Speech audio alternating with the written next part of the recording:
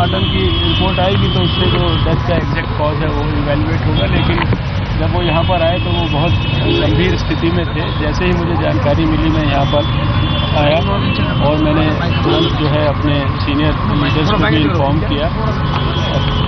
भगवान से यही प्रार्थना करते हैं। डिटेल्ड कॉज है वो तो हमेशा पोस्टमार्टम से ही इवैल्यूएट हो पाता है।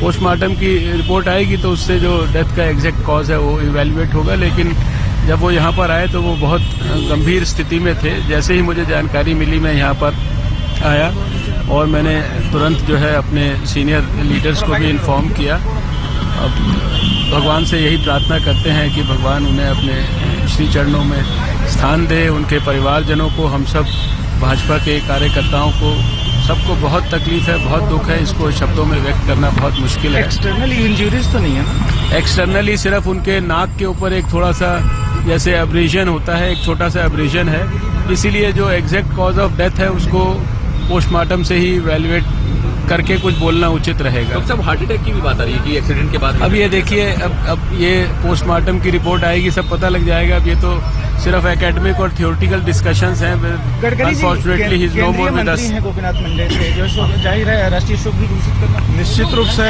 प्रधानमंत्री से बात हुई है और सरकार के जो नियम है उसके अनुसार सभी इसमें प्रधानमंत्री जी ने मुझे किया है, उसी के अनुसार उनका अंत्य संस्कार सरकारी इत्माम से उनका जो गृह गांव है परली, जो मराठवाड़ा में महाराष्ट्र के जो बीड डिस्ट्रिक्ट में है, वहां होगा।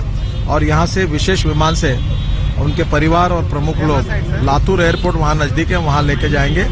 12:30 से 1:30 बजे तक कार्यालय में रहेंगे और 1:30 के बाद फिर एयरपोर्ट ले जाकर फिर उनको उनके गांव पे ले जाएंगे। प्रधानमंत्री भी पार्टी हेडक्वार्टर नहीं पहुंचे? प्रधानमंत्री का फोन आया है, मैंने उनको रिक्वेस्ट की है कि आप पार्टी हेडक्वार्टर 12:30 बजे आए। सरकार में शामिल होंगे पीएम साहब? वो तो अभी बताएंगे।